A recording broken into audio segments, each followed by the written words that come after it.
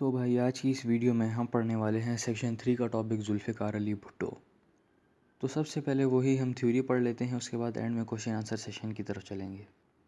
तो सबसे पहली चीज़ which we are about to study are the immediate steps that Zulfikar Ali Bhutto took to come in power. वैसे तो इस पर क्वेश्चन अभी तक नहीं आया है कि how did Zulfikar Ali Bhutto come into power, लेकिन कैम्ब्रिज का कुछ भी पता नहीं है, ये क्वेश्चन आ सकता है। बिल्कुल उसी तरह के जिस तरह 2023 के पेपर में 7 मार्क का तीतू मीर का क्वेश्चन आ गया था, और वो जो तीतू मीर का क्वेश्चन था वो कंपलसरी भी था। इसीलिए सारे स्टूडेंट्स मतलब हैरान हो परेशान कि तीतू मीर पर 4 मार्क्स से ज़्यादा तो हमें कोई डेटा मिलता नहीं है, ये 7 मार्क का क्वेश्चन कैसे लिखे हैं। तो इसी तरह इस पर भी एक 7 मार्क का क्वेश्चन आ सकता है कि भुट्टो पावर में कैसे आया। तो सबसे पहला भुट्टो ने जो काम किया 1972 में गवर्नमेंट टेक ओवर करने के बाद, वो ये था कि जो मिलिट्री जनरल्स थे उन्हें रिमूव कर दिया और अपनी मर्ज़ी के मिलिट्री जनरल्स ले आया। ये इस्टेब्लिशमेंट नाम तो आपने सुना ही होगा, ये आपने एग्ज़ाम्स में नहीं लिख के आ जाना। लेकिन ये जो पीछे सारी पॉलिटिक्स जो कंट्रोल कर रहे होते हैं ना, जिनके हाथों में पावर होती है ना, वो पीछे यही आर्मी होती है। तो इसीलिए भुट्टो ने इन टोटल 40 मिलिट्री जनरल्स को अपनी पोस्ट से हटा दिया और अपनी मर्ज़ी के जो जनरल्स थे उनको ला के बिठा दिया। चीफ़ ऑफ आर्मी स्टाफ जो था उसको भी रिमूव कर दिया, तिक्का खान को रिप्लेस कर दिया था गुल हसन से। तो सबसे पहला तो काम यही किया था कि जो इस्टेब्लिशमेंट है उसकी सपोर्ट गेन की थी अपने ही बंदे लाकर। फिर दूसरा काम ये किया था कि फ़ेडरल सिक्योरिटी फ़ोर्स उसने इस्टेब्लिश की थी। इस पर एक 4 मार्क का क्वेश्चन आ जाता है कि what was the federal security force. तो इसीलिए भी फेडरल सिक्योरिटी फ़ोर्स के बारे में 4 पॉइंट्स पढ़ लेते हैं। तो यार पहला पॉइंट आपने ये लिख देना है कि 1971 की वॉर में डिफ़ीट होने के बाद आर्मी जो थी वो बहुत ज़्यादा अनपॉपुलर हो गई थी। इसीलिए भुट्टो ने सोचा कि ये एक ज़बरदस्त चांस है आर्मी की पॉलिटिक्स में इन्वॉल्वमेंट को रिस्ट्रिक्ट करने का। तो ये एफएसएफ का काम यही था कि बस सिविल एडमिनिस्ट्रेशन को कंट्रोल करना और साथ साथ एज ए पुलिस फोर्स काम करना भुट्टो के लिए, ताकि जो आर्मी है ना वो इंटरवीन ना करे सिविल एडमिनिस्ट्रेशन में और पुलिस के कामों में। अभी से एफएसएफ इंटरवीन करेगी। तो दूसरा पॉइंट आप इसी पे लिख सकते हैं कि इसका काम था एज ए पुलिस वर्क करना और सिविल एडमिनिस्ट्रेशन कंट्रोल करना। तो तीसरा पॉइंट आप ये लिख सकते हैं कि FSF was misused by Bhutto to punish his rivals, और ऐसा ही हुआ था। भुट्टो को जो भी क्रिटिसाइज़ करता था भुट्टो इस आर्मी के ही थ्रू उन्हें पनिश करता था, उनको अरेस्ट वगैरह करवा के जेल में डलवा देता था। इसीलिए जो भुट्टो के क्रिटिक्स थे उन्होंने इसको फेडरल सिक्योरिटी फोर्स के बजाय भुट्टो की प्राइवेट आर्मी कहना स्टार्ट कर दिया। और एंड में आप ये पॉइंट लिख सकते हैं, फोर्थ पॉइंट, कि it was abolished by general Zia-ul Haq in 1977। तो इस तरह इन 4 पॉइंट्स के थ्रू आपको 4 मार्क क्वेश्चन में फुल नंबर्स मिल जाएंगे। तो भाई जो तीसरा इमीडिएट स्टेप था जुल्फ़िकार अली भुट्टो का, वो था imposition of a new constitution on Pakistan. तो ये जो न्यू कॉन्स्टिट्यूशन था इस पर भी एक 4 मार्क का क्वेश्चन आ जाता है कि डिस्क्राइब द 1973 कॉन्स्टिट्यूशन, क्योंकि ये जो कॉन्स्टिट्यूशन था ये अगस्त 1973 में इम्पोज हुआ था पाकिस्तान पर। तो ये जो 1973 कॉन्स्टिट्यूशन है इसमें भुट्टो ने डेमोक्रेसी को पावरफुल बनाने की कोशिश की थी और एक parliamentary form of government introduce करवाई थी। तो पार्लियामेंट्री फॉर्म ऑफ गवर्नमेंट में इस तरह डेमोक्रेसी पावरफुल होती है कि उसमें नेशनल हाउस और सेनेट वगैरह यानी कि अपर हाउस लोअर हाउस वगैरह होता है, जिसमें सारे प्रोविंसेस के मेंबर्स होते हैं, और जब तक वो सारे किसी चीज़ पर अप्रूवल ना दें वो चीज़ पाकिस्तान में इम्प्लीमेंट नहीं की जाती। इसके बारे में हम अभी पढ़ेंगे आगे। और ये टोटली ऑपोजिट होती है प्रेसिडेंशियल फॉर्म ऑफ गवर्नमेंट से, जिसमें सिर्फ एक बंदा जो कि प्रेसिडेंट होता है उसी के पास सारी पावर्स होती हैं, जैसे कि हमने अयूब खान का कॉन्स्टिट्यूशन तो पढ़ा ही था। वैसे एक फैक्ट ये भी है कि 1973 का कॉन्स्टिट्यूशन था, उसको इम्पोज करने के बाद भी इनडायरेक्टली जो सारी पावर होती थी वो भुट्टो के पास ही होती थी, यानी कि सिर्फ एक बंदे के पास ही होती थी। लेकिन बस फ़र्क यही है कि 1973 का जो कॉन्स्टिट्यूशन था उसमें इनडायरेक्टली होती थी, लेकिन जो पहले प्रेसिडेंशियल फॉर्म ऑफ गवर्नमेंट्स थी अयूब खान वगैरह के वक्त में, वो डायरेक्टली सारी पावर जो है प्रेसिडेंट को देता था। तो भाई बस अभी पढ़ते हैं कि जो 1973 का कॉन्स्टिट्यूशन था उसमें बस यही अमेंडमेंट था कि पार्लियामेंट्री फॉर्म ऑफ गवर्नमेंट होगी, और जो पॉलिटिकल बॉडी है गवर्नमेंट की बॉडी है उसमें बाय कैमरल पार्लियामेंट होगी, यानी कि 2 पार्लियामेंट्स होंगी। एक होगा अपर हाउस, एक होगा लोअर हाउस। जो लोअर हाउस होगा उसको हम कहते हैं नेशनल असेंबली, जो अपर हाउस है उसको हम कहते हैं सेनेट। नेशनल असेंबली में जो मेंबर्स थे वो प्रोविंसेस की पॉपुलेशन के हिसाब से थे। इसका ये मतलब है कि अगर नेशनल असेंबली में 10 सीट्स हैं टोटल में, एग्जांपल दे रहा हूँ, तो क्योंकि पंजाब की पॉपुलेशन सबसे ज़्यादा है इसीलिए 4 मेंबर्स पंजाब को रिप्रेजेंट कर रहे होंगे आउट ऑफ 10, 3 मेंबर्स केपीके को रिप्रेजेंट कर रहे होंगे, 2 मेंबर्स सिंध को और 1 मेंबर बलूचिस्तान को, क्योंकि बलूचिस्तान की सबसे कम पॉपुलेशन है। इसका ये मतलब होता है, ठीक है।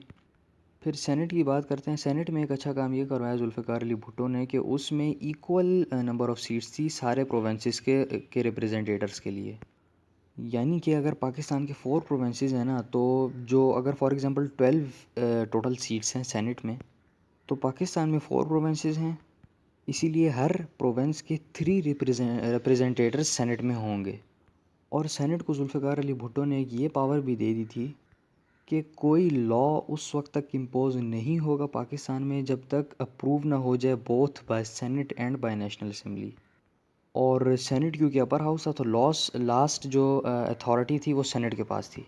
यानी कि अगर नेशनल असेंबली अप्रूव भी कर दे और सेनेट रिजेक्ट कर दे तब नहीं इम्पोज हो सकता पाकिस्तान में वो लॉ। तो ये पावर उसने सेनेट को भी देकर बहुत अच्छा किया था, क्योंकि उसमें सारे रिप्रेजेंटेटिव इक्वल नंबर में थे। और जो हमारे माइनॉरिटीज़ पॉपुलेशन वगैरह हैं जैसे बलूचिस्तान के लोग, वो इस चीज़ से काफ़ी ज़्यादा खुश थे। तो यार 4 प्रोविंशियल असेंबलीज़ भी इस्टेब्लिश की थी जुल्फ़िकार अली भुट्टो ने। वो हमें पता है कि हर सूबे की हर उसी के नाम से जो है एक प्रोविंशियल असेंबली होती है। फिर एक इस्लामिक कमेटी भी इस्टेब्लिश की थी जुल्फ़िकार अली भुट्टो ने to give advice to government regarding Islamic laws. यानी कि गवर्नमेंट अगर कोई हमारा लॉ बना रही है, वो लॉ बनने के बाद सबसे पहले तो जाएगा इस्लामिक कमेटी के पास। और इस्लामिक कमेटी में जो मुल्लाज़ होंगे वो उस पर स्टैंप लगाएंगे कि वेदर ये काम करना सही है या नहीं। और उनके स्टैंप लगाने के बाद वो लॉ जो है वो नेशनल असेंबली या सेनेट की तरफ जाएगा। और बाकी जो चीज़ें थी इसमें वो यही थी कि एक प्रेसिडेंट भी होगा और एक प्राइम मिनिस्टर भी होगा, लेकिन एग्जीक्यूटिव पावर जो होंगी वो प्राइम मिनिस्टर के पास होंगी, प्रेसिडेंट के पास नहीं होंगी। और ये भी कंपलसरी था, इस लॉ में ही अमेंड किया गया था कि प्रेसिडेंट भी मुस्लिम होगा, प्राइम मिनिस्टर भी मुस्लिम होगा। और जो टाइम पीरियड डिक्लेयर किया गया था for both president and prime minister वो यही था 5 इयर्स का। और आज तक यही 5 इयर्स हैं। तो यार ओवरऑल अगर बात की जाए, ये 1973 का कॉन्स्टिट्यूशन एक सक्सेस थी जुल्फ़िकार अली भुट्टो के लिए। वो इस तरह के माइनॉरिटीज़ की सपोर्ट भी जुल्फ़िकार अली भुट्टो को मिल गई थी, और साथ साथ उलमा जो हैं उनकी सपोर्ट गेन करना बहुत ही मुश्किल काम है। तो जुल्फ़िकार अली भुट्टो ने उलमा की भी सपोर्ट गेन कर ली थी। वो किस तरह, उसने ये लॉ डिक्लेयर करवाया था कि जो प्राइम मिनिस्टर होगा और प्रेसिडेंट होगा वो दोनों मुस्लिम्स होंगे। और साथ ही साथ वो जो इस्लामिक कमेटी उसने इस्टेब्लिश की थी, इन चीज़ों ने उलमा को खुश कर दिया था। तो उस वक्त की जो वो मुल्लाज़ की पार्टी थी JUI, जिसे हम कहते हैं जमात उलमा इस्लामी, जो कि मौलाना फ़ज़लुर रहमान की पार्टी है। और अगर आपको उनका ये नाम नहीं पता है तो वो नाम जो इमरान ख़ान कहते हैं वो तो लाजमी ही पता होगा, डीज़ल, ये उनकी पार्टी थी। थी नहीं, सॉरी, है अभी तक। तो इस पार्टी की सपोर्ट जुल्फ़िकार अली भुट्टो ने गेन कर ली थी। तो यार वैसे ये 4 मार्क के लिए काफ़ी ज़्यादा पॉइंट्स हो गए हैं, लेकिन फिर वही बात आ जाती है कि कैम्ब्रिज का कुछ नहीं पता है। इस टॉपिक पर इंट्रोडक्शन ऑफ न्यू कॉन्स्टिट्यूशन पर एक 7 मार्क का क्वेश्चन भी आ सकता है, लेकिन अभी तक 4 मार्क का क्वेश्चन ही आया है। अगर उसमें आप ये सारी चीज़ें लिख देंगे तो मेरे ख्याल से आसानी से आप गेन कर सकते हैं 4 मार्क्स, क्योंकि काफ़ी ज़्यादा डिटेल्स मैंने आपको बता दी हैं। Why did Zulfikar Ali Bhutto come to power, इस पे एक 7 मार्क का क्वेश्चन आ जाता है, जिसमें हमें 3 पैराग्राफ्स में 3 पॉइंट्स एक्सप्लेन करने होते हैं। तो सबसे पहला पॉइंट तो यार ये बता दो कि जो पहले पावर में था बंदा याहिया ख़ान, उसने तो रिज़ाइन कर दिया। 1971 की जो इंडो पाक वॉर थी वो पाकिस्तान हार गया था इंडिया से, और बांग्लादेश भी पाकिस्तान से सेपरेट हो गया था। उस वक्त जिसके पास पावर थी और जो CMLA यानी कि चीफ़ मार्शल लॉ एडमिनिस्ट्रेटर था वो याहिया ख़ान था। तो वॉर हारने के बाद और बांग्लादेश के सेपरेट होने के बाद याहिया ख़ान की पोजीशन काफ़ी ज़्यादा वीक हो गई थी और वो बहुत ही ज़्यादा अनपॉपुलर हो गया था। क्योंकि यार सबसे पहले तो पाकिस्तान इंडिया से जंग हार गया था, और ये पहली जंग नहीं बल्कि ये तीसरी जंग थी जो पाकिस्तान हार गया था। इसके साथ साथ जो बांग्लादेश है वो भी सेपरेट हो गया था पाकिस्तान से, तो आवाम काफ़ी ज़्यादा गुस्से में थी। तो भुट्टो ने, जो जुल्फ़िकार अली भुट्टो था, उसने इस बात का फ़ायदा उठाया और जुल्फ़िकार अली भुट्टो ने याहिया ख़ान को फ़ोर्स किया कि यार आप मार्शल लॉ जो है उसको अपलिफ्ट कर दो और रिज़ाइन कर दो। तो याहिया ख़ान ख़ुद भी काफ़ी समझदार था, उसको पता था कि यार इसी में ही भलाई है, इसीलिए उसने मार्शल लॉ भी ख़त्म कर दिया और रिज़ाइन भी कर दिया। तो पहला पैराग्राफ जो है वो आप इस पॉइंट पे लिख सकते हैं। दूसरा पॉइंट आप ये लिख दो कि जो वेस्ट पाकिस्तान था उसमें मेजॉरिटी जो थी वोटर्स की वो जुल्फ़िकार अली भुट्टो की ही थी। क्योंकि जब पहले बांग्लादेश हमारे साथ था, जब ईस्ट पाकिस्तान और वेस्ट पाकिस्तान होया करते थे, उस वक्त तो जो टोटल मेजॉरिटी गेन कर गए थे वो शेख मुजीबुर रहमान थे। पूरे का पूरा ईस्ट पाकिस्तान शेख मुजीबुर रहमान का वोटर था। इसी के साथ साथ वेस्ट पाकिस्तान में भी काफ़ी ज़्यादा शेख मुजीबुर रहमान के वोटर्स थे। लेकिन अभी तो बांग्लादेश सेपरेट हो गया, तो मतलब राइवलरी तो थी ही नहीं। और वेस्ट पाकिस्तान में फिर जो एब्सोल्यूट मेजॉरिटी थी वो जुल्फ़िकार अली भुट्टो की थी। तो इसीलिए without any elections Zulfikar Ali Bhutto आपका पावर में आ गया। और आपके जो पाकिस्तानी थे, जो पब्लिक थी, वो भी खुश हो गई कि यार शुक्र है डेमोक्रेसी आ गई है और इन डिक्टेटर से जान छोड़ गई। तीसरा पॉइंट अब ये लिख दो कि जो जुल्फ़िकार अली भुट्टो ने अपना नैरेटिव बनाया था, पार्टी का नैरेटिव बनाया था, वो काफ़ी ज़्यादा अपीलिंग था। जुल्फ़िकार अली भुट्टो का एक बहुत ही ज़्यादा फेमस स्लोगन है जो कि आज तक लोगों को पता है, रोटी कपड़ा मकान, जिसे इंग्लिश में हम कह लेंगे फूड क्लॉथ एंड होम। तो ये जो स्लोगन है ये काफ़ी ज़्यादा अपीलिंग था और ये स्लोगन जो है वो आपकी आवाम के जो बेसिक नीड्स हैं उसको रिप्रेजेंट कर रहा था। यानी कि यार मुल्क में एम्प्लॉयमेंट होनी चाहिए कि बंदा चोरी चकारी को छोड़ के अपनी हलाल की कमा के फूड बाय कर सके, क्लॉथ बाय कर सके और एक घर बाय कर सके, जो कि बेसिक नीड्स हैं। साथ ही साथ हमारी इकॉनमी इतनी अच्छी हो कि जो हमारी चीज़ें हैं वो उन पर टैक्स कम हो और हमारी इन्फ्लेशन कम हो, ताकि ये जो हम रोटी ख़रीद रहे हैं सस्ती तो मिले ना यार, कपड़ा जो ख़रीद रहे हैं सस्ता तो मिले ना, कोई घर बाय कर रहे हैं ये भी सस्ता तो मिले ना, बिजली के बिल आ रहे हैं तो कम आए, गैस का बिल आ रहा है तो कम आए। तो ये जो सारी बेसिक नीड्स हैं ये था जुल्फ़िकार अली भुट्टो का स्लोगन और ये इंतहाई अपीलिंग था। तो ये थे वो 3 रीज़न्स जिसकी वजह से जुल्फ़िकार अली भुट्टो पावर में आ गया। और ये अगर 7 मार्क का क्वेश्चन आ गया आपके एग्ज़ाम्स में तो ये 3 आप रीज़न्स इस तरह पैराग्राफ की फॉर्म में एलैबोरेट करके लिख सकते हैं। तो यार अभी जुल्फ़िकार अली भुट्टो के रिफॉर्म्स पढ़ लेते हैं और सबसे पहले इंडस्ट्रियल रिफॉर्म्स पढ़ते हैं। तो अभी तक इस पर एक क्वेश्चन आया नहीं है कि why Zulfikar Ali Bhutto introduced his industrial reforms, लेकिन इस पर आ सकता है 4 मार्क का क्वेश्चन। तो इसके 4 पॉइंट्स मैं आपको बता देता हूँ। तो सबसे पहला पॉइंट तो ये लिख दो, to increase popularity of Peoples Party in urban areas. ज़ाहिर है एक पॉलिटिशियन जब गवर्नमेंट में बैठता है तो वो सारी ये डेवलपमेंट्स वगैरह इसीलिए करवाता है ताकि उसकी पॉपुलैरिटी बढ़े और अगली दफ़ा वो ही जो है दोबारा गवर्नमेंट में आए जब इलेक्शन वगैरह हों। तो इसीलिए जुल्फ़िकार अली भुट्टो ने सोचा कि नई इंडस्ट्रीज़ वगैरह जो हैं हम इस्टेब्लिश करेंगे और नए रिफॉर्म्स इंट्रोड्यूस करवाएंगे तो हमारी पॉपुलैरिटी इंक्रीज़ होगी, अर्बन एरियाज़ में हमें सपोर्ट मिलेगी शहरी लोगों से। दूसरा पॉइंट ये लिख दो कि उसने सोचा था to reduce disparity made by Ayub Khan. तो हमें पता है कि अयूब खान के दौर में इकोनॉमिक डिस्पैरिटी या ज़्यादा कह लो कि वेल्थ डिस्पैरिटी बहुत ही ज़्यादा थी। सिर्फ 22 फैमिलीज़ थी जो कि अयूब खान के रिश्तेदार थे और जो more than 60% of Pakistan industries को कंट्रोल कर रहे थे। और वही 22 फैमिलीज़ 80% जो इंश्योरेंस कंपनीज़ वगैरह थी उनको भी कंट्रोल कर रहे थे। तो करोड़ों की पॉपुलेशन में सिर्फ 22 फैमिलीज़ जो हैं वो पूरे पाकिस्तान को कंट्रोल कर रही थी। इसीलिए जुल्फ़िकार अली भुट्टो ने नेशनलाइजेशन पॉलिसी इंट्रोड्यूस करवाई।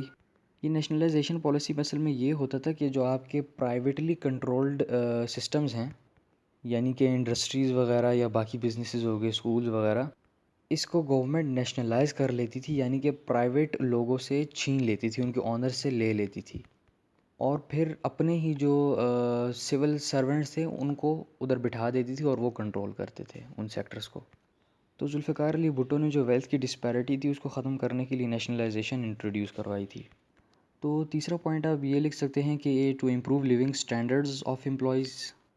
क्योंकि आपको पता होगा कि जो प्राइवेट बिजनेसेस वगैरह होते हैं वो एम्प्लॉयज़ पर इतना ज़्यादा उनको फैसिलिटीज़ नहीं देते, लेकिन जो गवर्नमेंट एम्प्लॉयज़ होते हैं जो कि हायर पोस्ट्स पर होते हैं, हायर ग्रेड्स पर, यानी कि 20th एंड 21 22, उनको काफ़ी अच्छी फैसिलिटीज़ ग्रांट की जाती हैं। जैसे कि मेरे फादर ऑयल एंड गैस में काम करते हैं, उन्होंने अगर कहीं जाना हो तो जेडक्स उनकी उसमें होती है ऑफ़िस में, तो वो पेट्रोल की कॉस्ट वगैरह नहीं देते हैं और फ्री ऑफ कॉस्ट उन्होंने बाहर किसी काम से जाना हो तो वो जा सकते हैं। साथ ही साथ इनका जो फूड मेन्यू वगैरह होता है आइटम, वो भी काफ़ी ज़बरदस्त होता है। तो जो चौथा पॉइंट आप लिख सकते हैं वो ये लिख सकते हैं कि together funds for other development schemes. अभी जो ये इंडस्ट्रीज़ के जो बिज़नेसेस थे, स्कूल बिज़नेसेस वगैरह, ये जितने भी पैसे कमा रहे थे तो ये सारा पैसा उनके ओनर के पास जा रहा था। बस एक टैक्स का जो पैसा है वो गवर्नमेंट को मिल रहा था। लेकिन जुल्फ़िकार अली भुट्टो ने सोचा कि जब इन्हें नेशनलाइज़ कर लेंगे तो जितना पैसा होगा वो सारा का सारा हमारे पास आएगा, क्योंकि ज़ाहिर है उनके कंट्रोल में चली जाएगी ये सारी बिज़नेसेस। तो जुल्फ़िकार अली भुट्टो ने सोचा कि फिर हमारे जो फ़ंड्स वगैरह हैं वो ज़्यादा हमारे पास रिज़र्व्स हो जाएंगे, और वो जो रिज़र्व्स होंगे उनमें से हम ज़्यादा लगाएंगे पैसे डेवलपमेंट स्कीम्स वगैरह पर। तो इसके बारे में हम डिटेल में पढ़ते हैं, लेकिन यही एक 4 पॉइंट्स आप लिख सकते हैं अगर क्वेश्चन आ गया कि why Zulfikar Ali Bhutto introduced industrial reforms.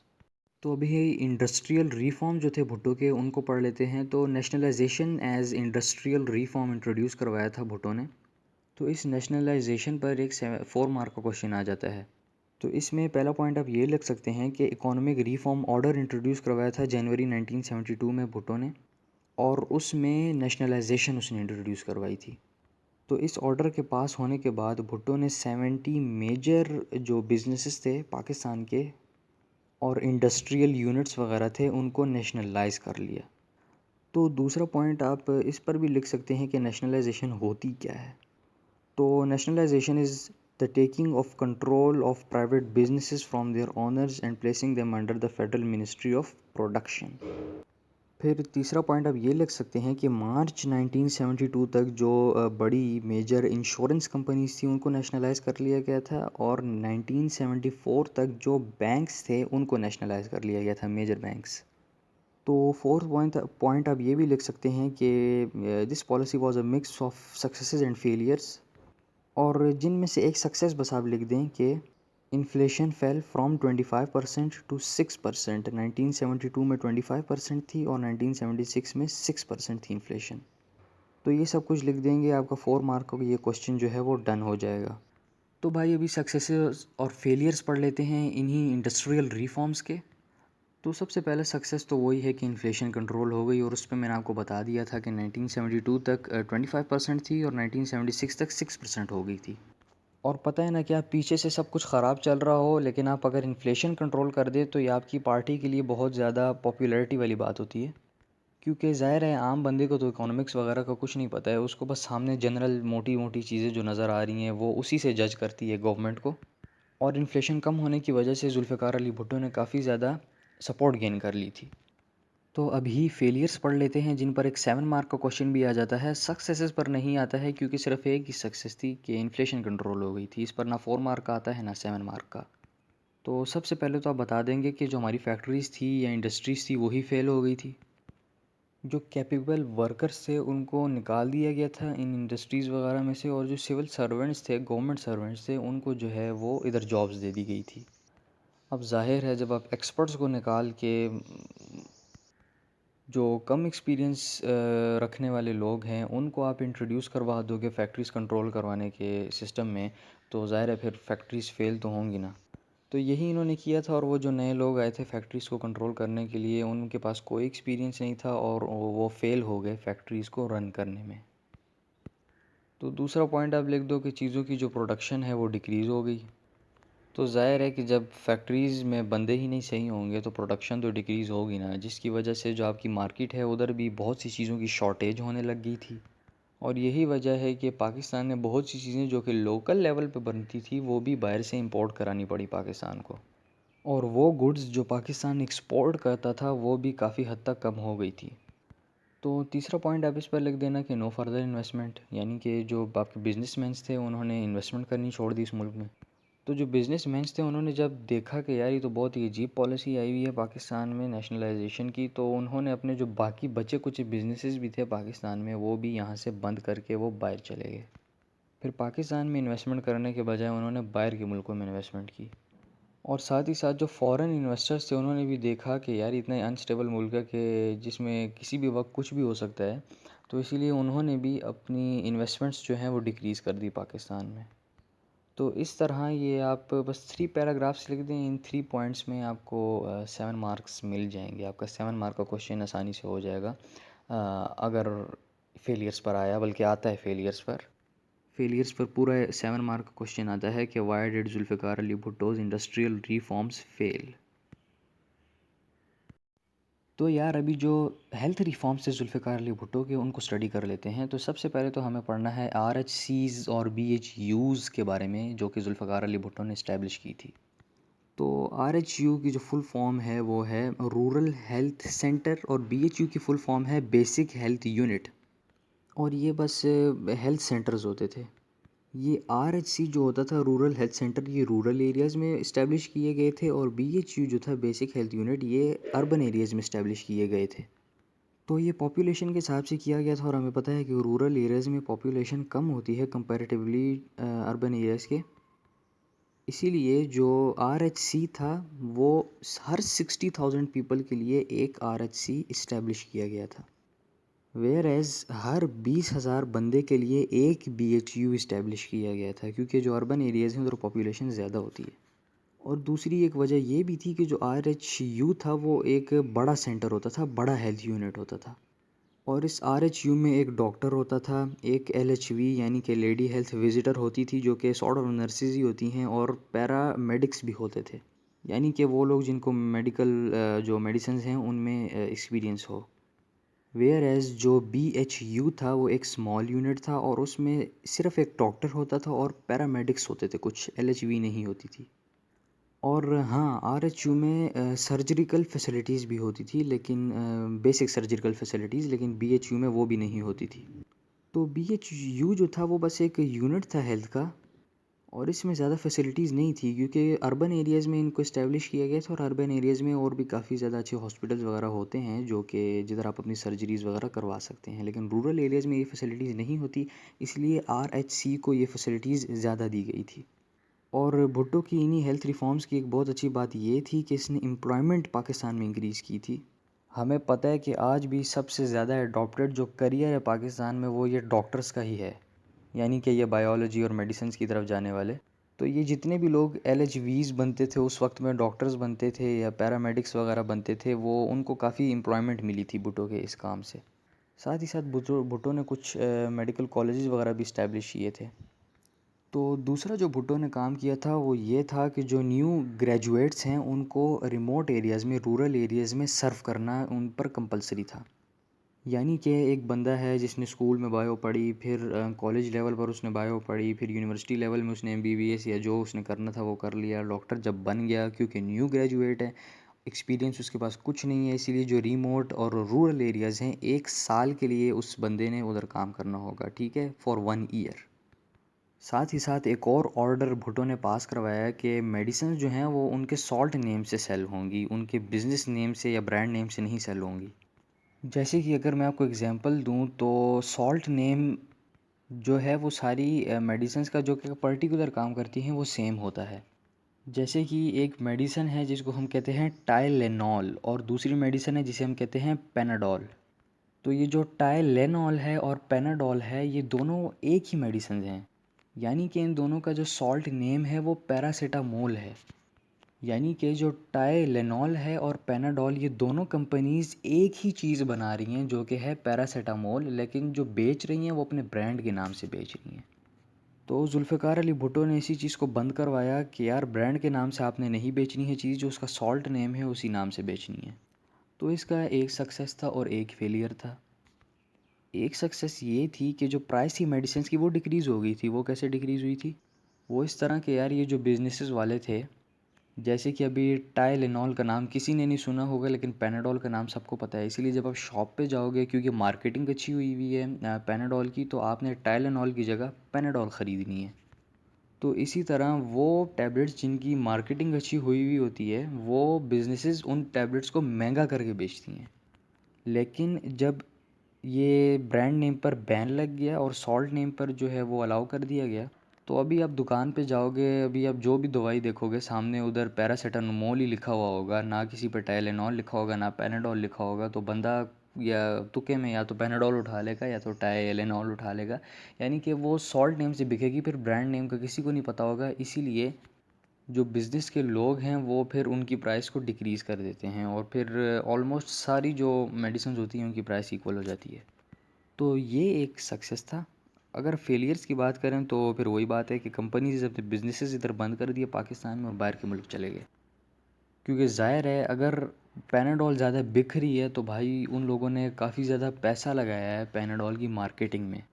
तो ज़ाहिर है जब मार्केटिंग अच्छी हुई है तो ज़्यादा तो सेल होगी ना पैनाडोल। लेकिन जब उन्होंने देखा कि यार इधर तो उल्टा ही हो गया हमारे साथ, तो उन्होंने अपने बिजनेसेस बंद कर दिए और बाहर के मुल्क चले गए। और फिर एक और ये काम भी हुआ कि फ़ॉरेन इन्वेस्टमेंट जो थी मुल्क में वो भी रुक गई। वो इसीलिए ही कि इन्वेस्टर्स ने देखा कि यार तौबा, ये तो काफ़ी ज़्यादा ही अनस्टेबल मुल्क है, इधर कुछ भी हो जाता है। और दूसरी बात ये, इधर हर जगह ना एक इंडिविजुअल की अपनी भी स्टोरी होती है। अब जैसे बिजनेसमैन वगैरह हैं वो गवर्नमेंट को गालियाँ दे रहे होते हैं कि तुम लोग क्या करते हो, लेकिन जो बेचारी गरीब आवाम है या लोकल जो लोग हैं वो खुश हो रहे होते हैं कि यार बड़ा ज़बरदस्त काम किया है। तो इसमें बस हर जो इंडिविजुअल बंदा होता है ना उसकी अपनी ही मतलब खुशी होती है उसकी क्लास के हिसाब से। तो एनीवेज़ बस यही 3 चीज़ें थी जुल्फ़िकार अली भुट्टो की हेल्थ रिफॉर्म्स पे। और इन हेल्थ रिफॉर्म्स में ना ही अभी तक कोई 7 मार्क का सक्सेस पर क्वेश्चन है, ना ही फेलियर पर क्वेश्चन है, ना ही इसके अपने ऊपर क्वेश्चन है कि यार हेल्थ रिफॉर्म्स क्या थी। लेकिन ये कंबाइंड 14 मार्क के क्वेश्चन में लाजमी आता है ये टॉपिक हेल्थ रिफॉर्म्स का। तो इसको अच्छे से प्रिपेयर करना है आप लोगों ने। तो अभी जो एजुकेशनल रिफॉर्म्स हैं उनके बारे में पढ़ लेते हैं। तो सबसे पहले पढ़ लेते हैं वाई, क्यों इंट्रोड्यूस करवाए थे। तो इस पर भी कोई इतना क्वेश्चन नहीं आता है कि क्यों इंट्रोड्यूस करवाए थे, लेकिन फिर भी मैं आपको पढ़ा देता हूँ कि लिटरेसी रेट था जो वो 25% था, काफ़ी ज़्यादा कम था। तो जुल्फ़िकार अली भुट्टो ने सोचा कि इसको इंक्रीज़ किया जाए। साथ ही साथ जो सिलेबस था हमारा वो अयूब ख़ान के दौर में प्रीवियसली जो है वो रिवाइज़ किया गया था।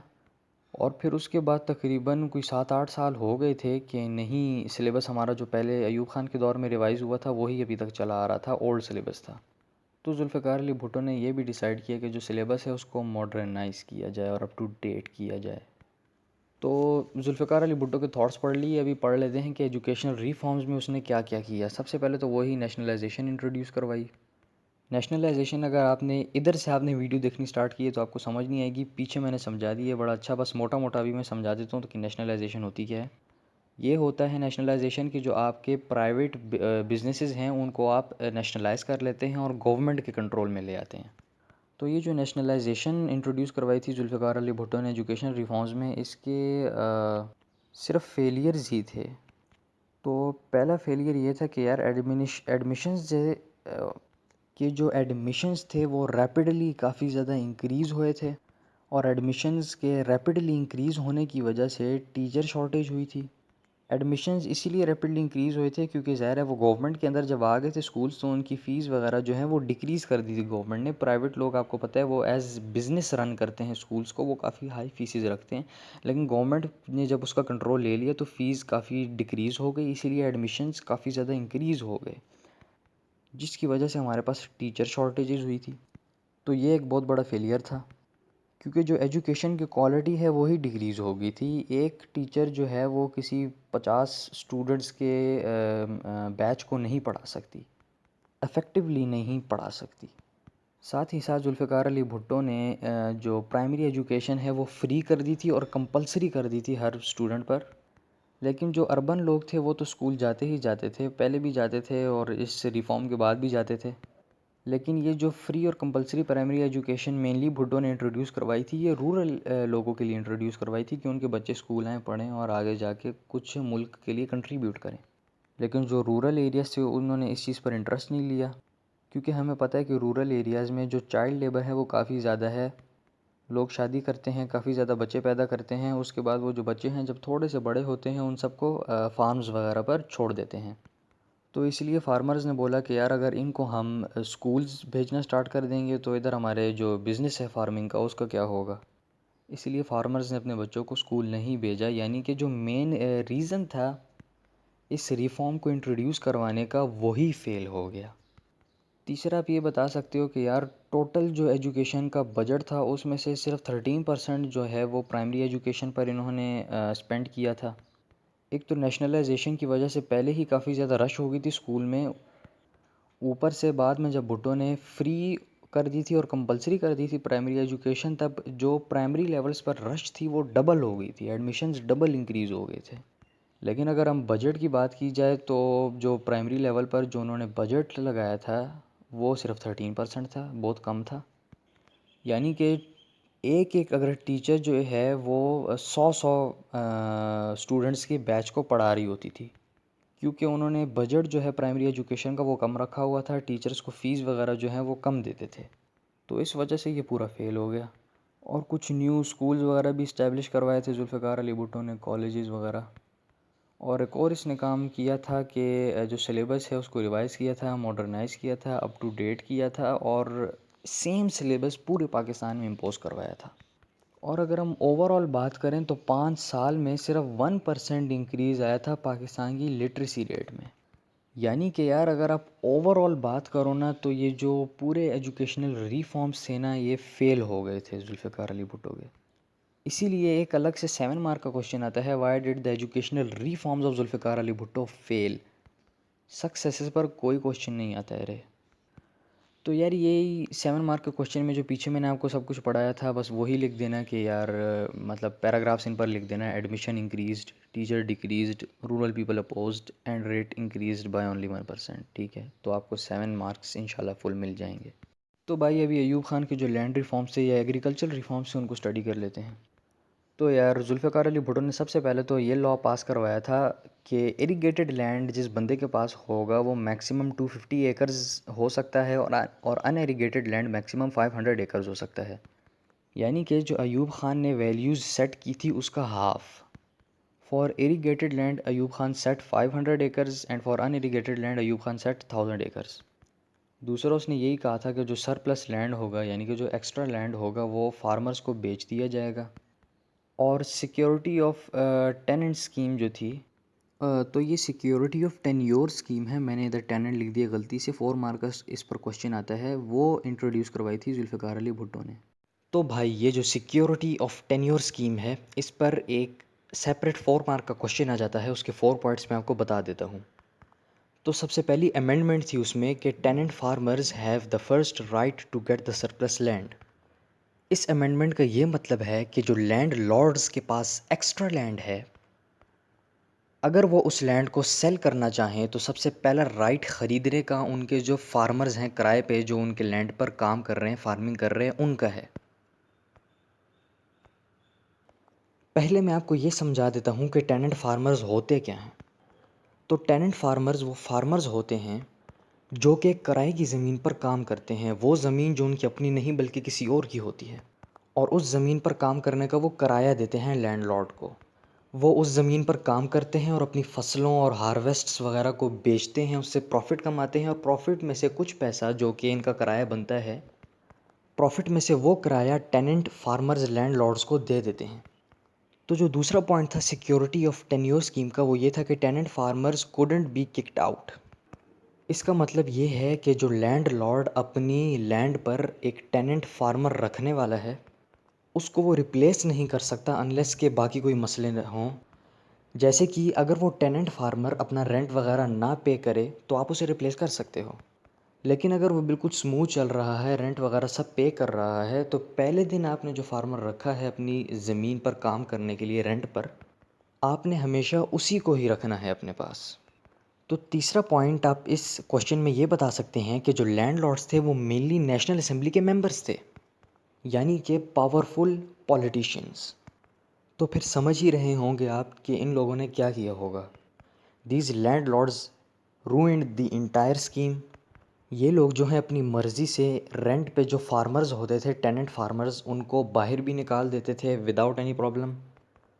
ऊपर से जो फार्मर्स होते थे, टेनेंट फार्मर्स, वो इनके अगेंस्ट कोई एक्शन भी नहीं लेते थे, क्योंकि ज़ाहिर है यार एक डर सा होता है गरीब आवाम में। गवर्नमेंट जितना ज़्यादा भी इनको कंफर्ट देती रहे कि यार we are with you, farmers जो होते थे वो इनके अगेंस्ट एक्शन नहीं लेते थे।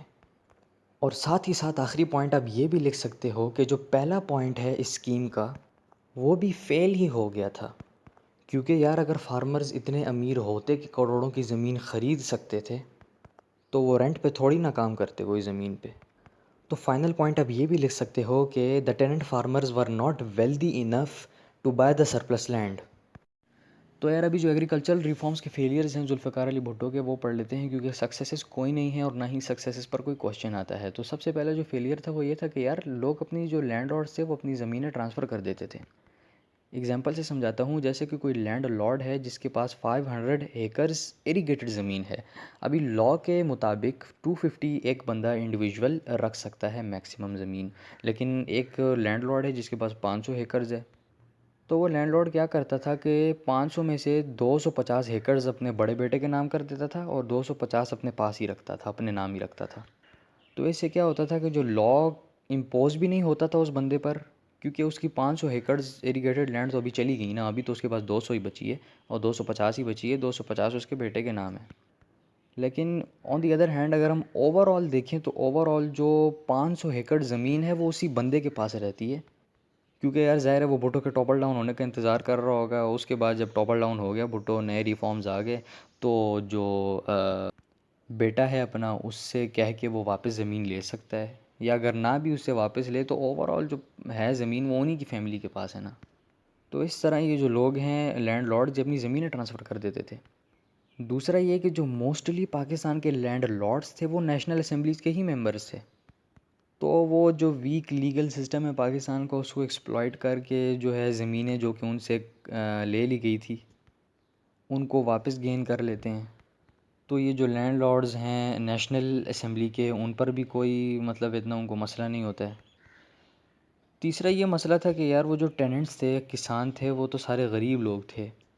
अगर किसी बंदे के पास 500 एकड़ ज़मीन है भी तो वो अगर 250 बेचना चाहे तो वो अपने गरीब किसान को कैसे बेचेगा? करोड़ों में ये कीमत बनती है ज़मीन की। तो फार्मर्स जो थे वो तो ख़रीदने के काबिल थे ही नहीं, और साथ ही साथ जो सिक्योरिटी ऑफ टेन्योर स्कीम है वो भी हमने पीछे पढ़ा है, वो भी फेल हो गई थी। तो इसी तरह ये रिफॉर्म्स बुरे नहीं थे, रिफॉर्म्स ये सारे बहुत अच्छे थे, लेकिन जो हमारे पाकिस्तान के एलीट कमीने बेहिस और इनह्यूमन लोग्स हैं उन्होंने हमेशा से लॉज को तोड़ा ही है और गरीबों को एक्सप्लॉइट ही किया है। तो इसीलिए उन लोगों की वजह से ये सारे जो रिफॉर्म्स हैं ये फ़ेल हो गए थे, वरना रिफॉर्म्स बुरे नहीं थे। तो यार अभी जुल्फ़िकार अली भुट्टो के जो एडमिनिस्ट्रेटिव रिफॉर्म्स थे वो पढ़ लेते हैं। वैसे ये कोई इतना मेजर टॉपिक नहीं है, ये बस आपको 14 मार्क के क्वेश्चन में हेल्प करेगा, बल्कि ये ऐसा टॉपिक है कि 14 मार्क में ना भी लिखो तो इतना मसला नहीं होता है। लेकिन आपको सेफ साइड पर रहना है और इसीलिए एडमिनिस्ट्रेटिव रिफॉर्म्स पढ़ लेते हैं, इतने मुश्किल भी नहीं है।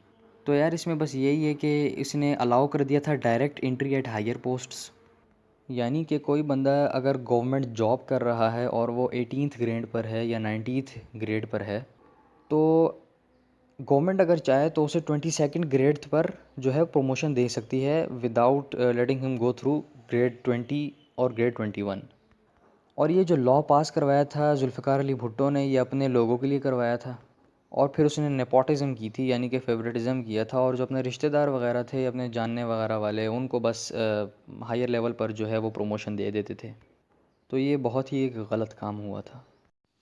तो अभी हम जुल्फ़िकार अली भुट्टो के डाउनफॉल के बारे में पढ़ते हैं, और सबसे पहले हम reasons for the downfall of Zulfikar Ali Bhutto के बारे में पढ़ लेते हैं।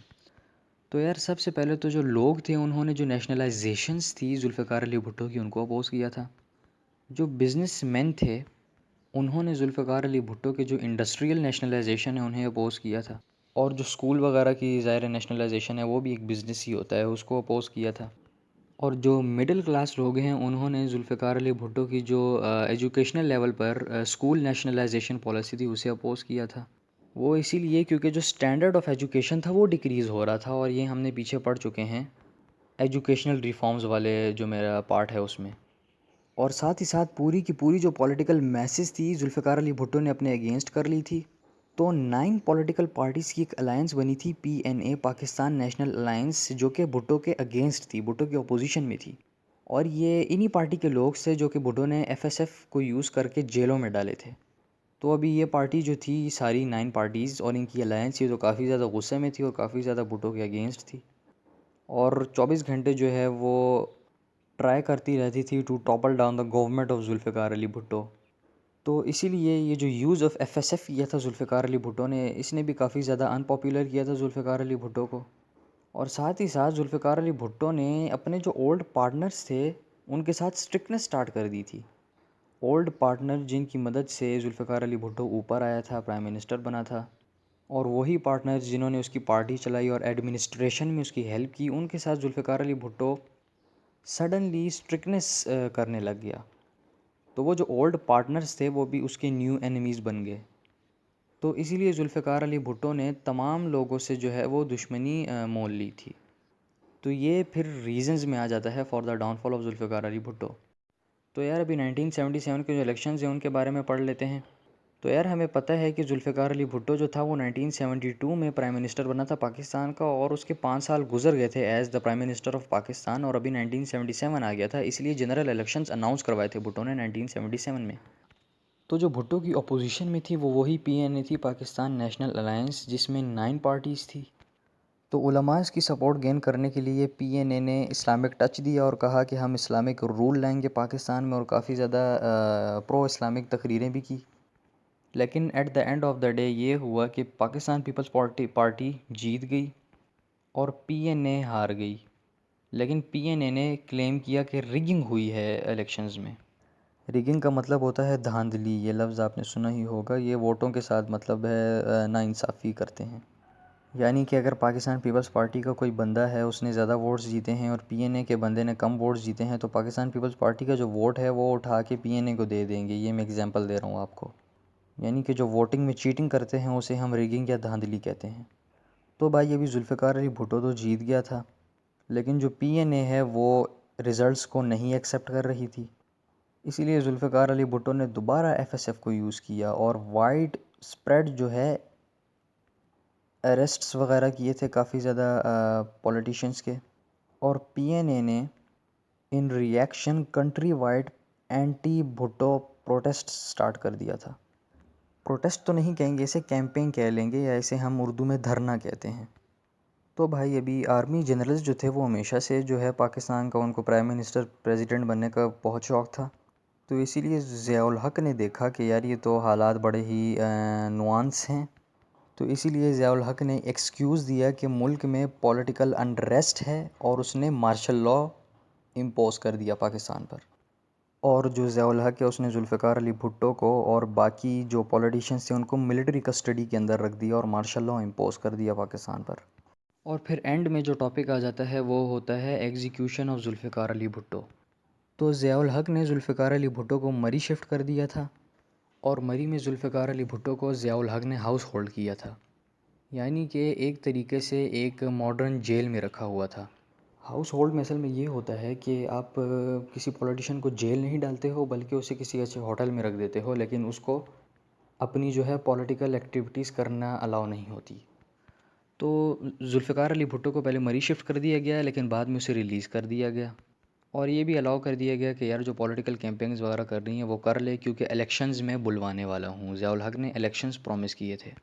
अभी जब इलेक्शंस अनाउंस कर दिए ज़ियाउल हक ने, तो उसने विजिलेंस की, स्ट्रॉन्ग ऑब्ज़र्वेशन की, और ये उसने कंक्लूड किया कि यार जुल्फ़िकार अली भुट्टो को लाइन से ही हटाना है।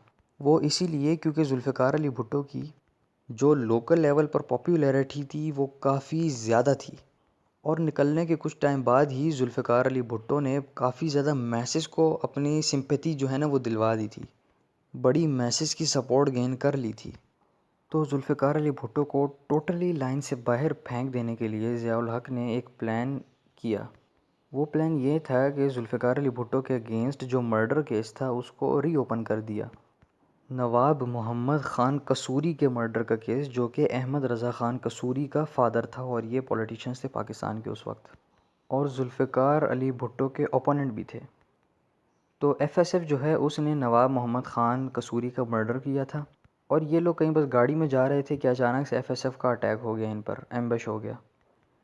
इसीलिए जुल्फ़िकार अली भुट्टो को दोबारा अरेस्ट कर लिया गया था।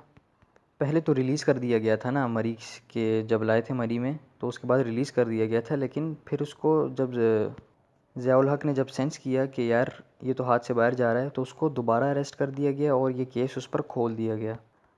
तो लाहौर हाई कोर्ट ने 18 मार्च 1978 में इसको डेथ सेंटेंस दे दिया, और सुप्रीम कोर्ट ने भी इस सेंटेंस को स्टैंप लगा दिया।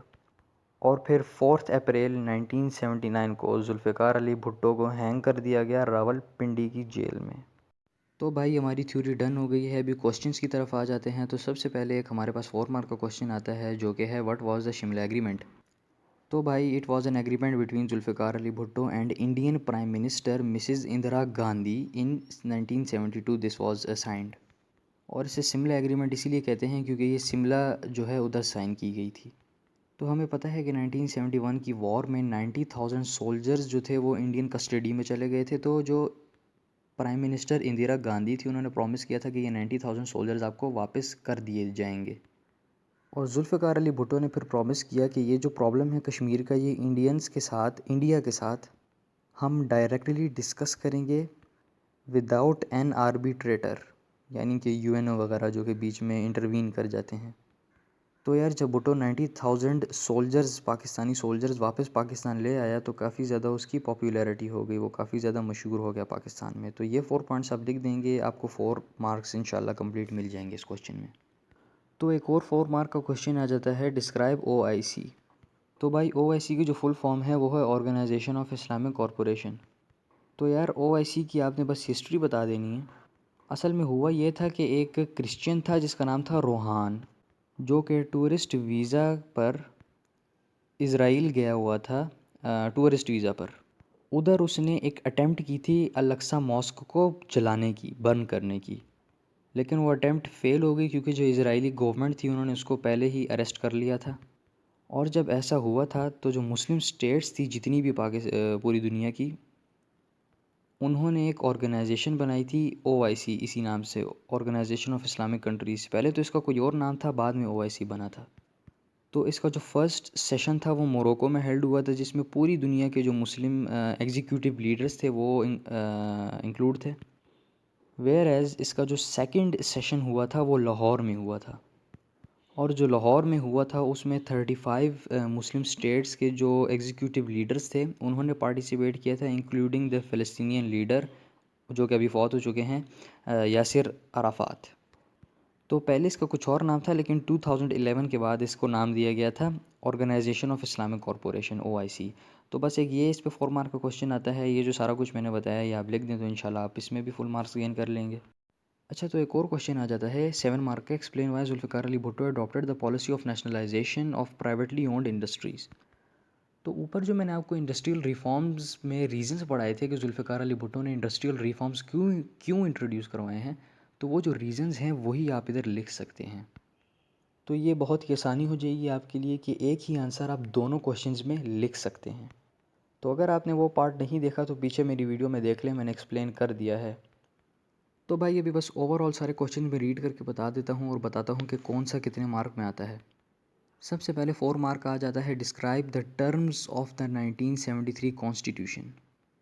फिर एक क्वेश्चन आ जाता है 4 मार्क का, what is a BHU and an RHC। फिर एक 4 मार्क का क्वेश्चन आ जाता है what was the Shimla agreement. और एक और 4 मार्क का आ जाता है डिस्क्राइब द OIC। फिर एक 4 मार्क का क्वेश्चन आ जाता है what was the FSF federal security force. एक और 4 मार्क का आ जाता है what was the nationalisation policy of Zulfikar Ali Bhutto. एक और 4 मार्क का आ जाता है describe Zulfikar Ali Bhutto's land reforms. एक और 4 मार्क का आ जाता है describe the security of tenure scheme. फिर वही 7 मार्क का आ जाता है explain why Zulfikar Ali Bhutto adopted the policy of nationalisation of privately owned industries. फिर एक और 7 मार्क का आ जाता है why did Zulfikar Ali Bhutto's industrial reforms fail. फिर एक और आ जाता है 7 मार्क का why were Zulfikar Ali Bhutto's educational reforms unsuccessful. एक और आ जाता है 7 मार्क का why was Zulfikar Ali Bhutto arrested and subsequently executed in 1973। फिर एक 14 मार्क का क्वेश्चन आ जाता है constitutional reforms were the most important of Zulfikar Ali Bhutto's domestic policies between 1971 and 1977। Do you agree or disagree, give reasons for your answer. तो इधर ये जो कॉन्स्टिट्यूशनल रिफॉर्म है इससे जो मुराद है वो है 1973 का कॉन्स्टिट्यूशन। फिर एक और 10 मार्क का क्वेश्चन आ जाता है how successful was Zulfikar Ali Bhutto in his foreign policy. तो भाई यही थी आज की वीडियो। नेक्स्ट वीडियो तक के लिए अल्लाह हाफिज़, tata bye bye. Next video होने वाली है ज़ियाउल हक पर, और तब तक के लिए चैनल को लाइक शेयर और सब्सक्राइब करना मत भूलिएगा।